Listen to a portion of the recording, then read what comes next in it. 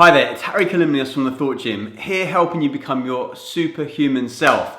This series of videos is all around movement. So this is about how can we move our bodies a little bit more, maybe first thing in the morning, maybe during the day when you've been sat down at your desk for a while. So what I call them is 5-a-day movement flows. Why am I calling it that? Well, because we're often told about eating 5 a day in terms of fruit and vegetable, but not always in terms of movement. So the way it's going to work is these are only 5 minutes long. There are 5 exercises and you do each exercise for 30 seconds, which means you do each exercise twice.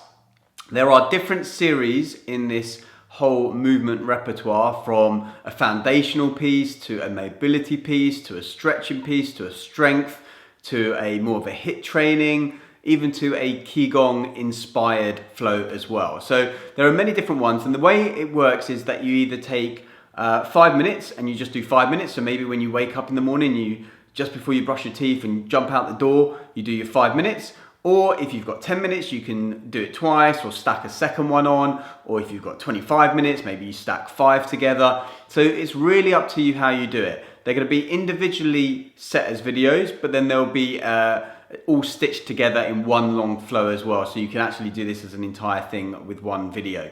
But really the idea is you just do 5 minutes, and if you've got 10 minutes, you stack a second one, 15, you stack a second one, a third one. Also, there will be, with some of the exercises, more like beginner, intermediate sections and more advanced sections. So where appropriate, the screen will be split and you'll have the beginner section on one side, or beginner intermediate on one side, or intermediate advanced on the other side, depending on the particular exercise. So do what you can, and there'll be a timer as well, so you'll be able to just follow along with the timer, and the idea is not to think about it. If this isn't the first time you're watching the video, no need to watch the introductions and the exercise explanations. You can just jump straight into the exercise. But we're going to get started by showing you the different exercises for each of the routines, and then the routine will be after that. So the video will be longer than 5 minutes. So without any further ado, let's get started. Welcome to the stretch series in the 5-a-day movement flows. So this is just going to be a stretching routine that you can do for 5 minutes. First one is going to be downward facing dog. So classic one from yoga. Hands are going to be about shoulder width apart, index finger or middle finger pointing forwards. One way to get into it is from like a plank position or from a tabletop position. So your shoulders and your wrists are maybe a little bit further forward than your shoulders.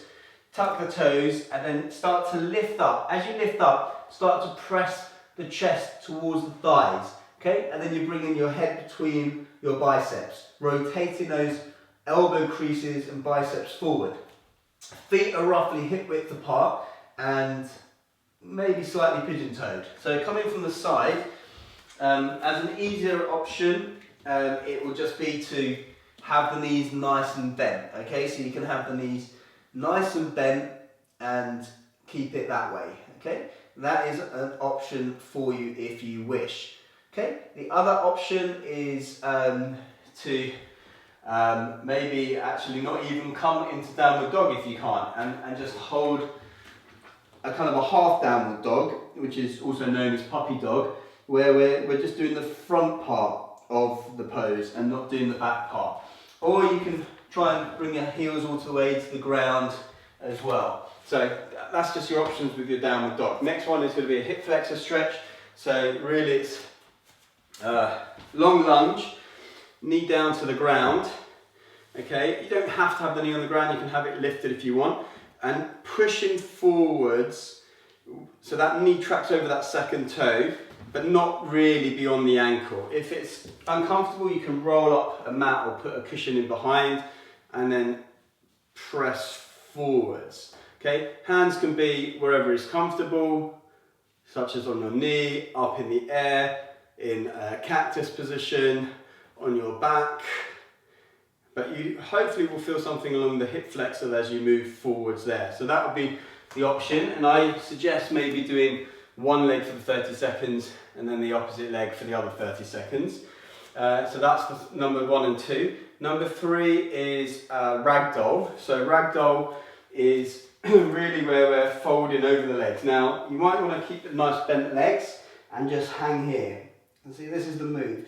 If you've got straight legs, that's fine as well. You can straighten the legs, but just keep them bent for now is a good option for you. And just hang in here. That's for the 30 seconds. One after that will be a back bend.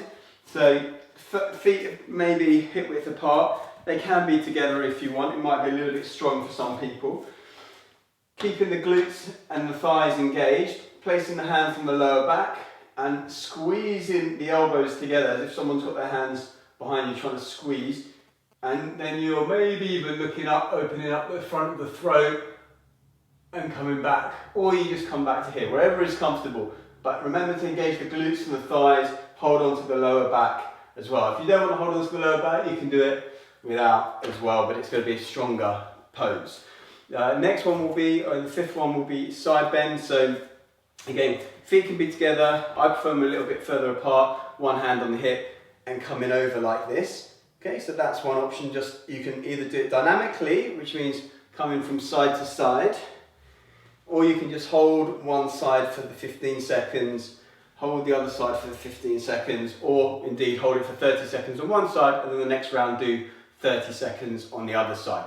Other options with this one is to wrap one foot behind and then come over in that way. Okay, so you may feel something a little bit different if you do that. Okay, so you can put one foot behind and then do it that way, or even take the arms like that. So really up to you with these exercises, how you do it. I'm just giving you options. There are so many different variations of the kind of exercises we're doing. So let's get started.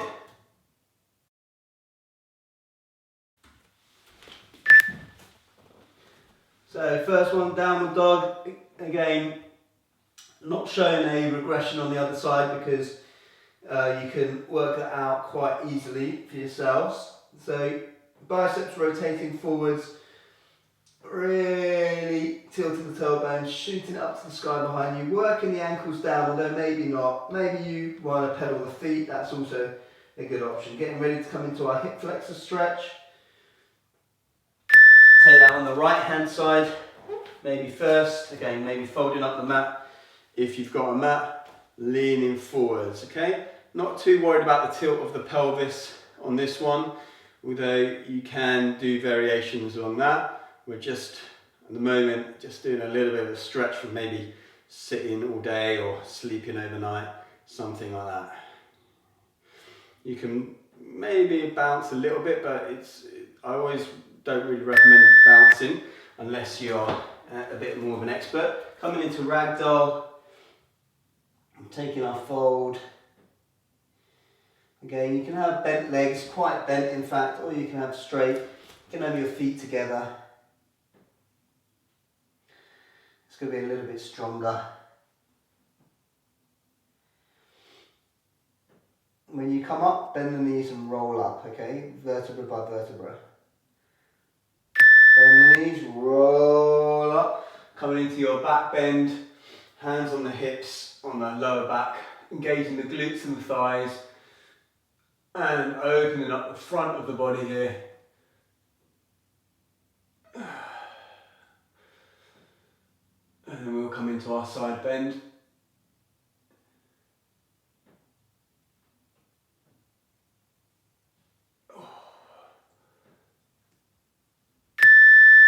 So I'm just going to take right hand over and keep it there. Of course you can do it dynamically, you can do 15 seconds one side, 15 seconds the other side. I haven't got the clock in front of me so I can't see that, so I'm just going to do it one side 30 seconds and then I'll do the opposite side. I always start with the right side on things because then you remember that's the first side. Back to downward dog in a second. So feet are just wider than the hips, chest is motioning towards those thighs, index finger or middle finger is pointing forward, fingers are nice and spread. Maybe you're having a pedal through the feet again, maybe you're keeping it a bit more static this time. Remembering to breathe. And then we're going to come into our hip flexor stretch on the opposite side of what you just did. For me is the left leg forwards. Okay. And you can creep it forwards if you find that you didn't get the right step before. You can put your hands on the lower back, hands up, open up with the chest. That's also quite nice. You can even lean over a little bit. Okay, that's also a good option.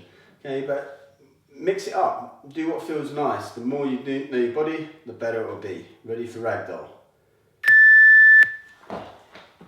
Coming down into ragdoll. Again, maybe feet apart. Again, you can have your feet quite far apart and your knees quite bent. That's up to you, right? Or you just have them together and straight is going to be the hardest option. So the further away then from your hips, maybe about a foot away from each other, might be a good place to start with knees bent.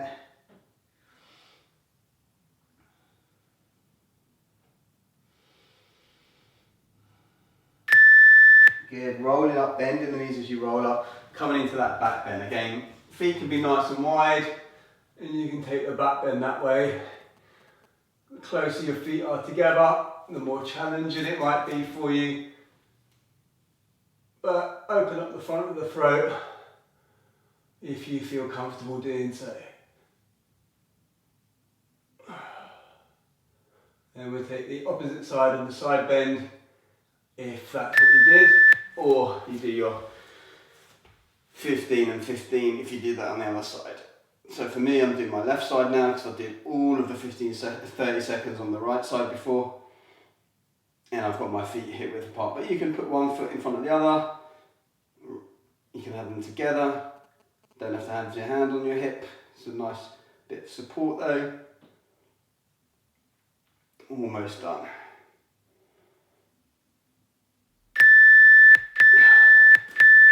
And we're done. Well done, well done.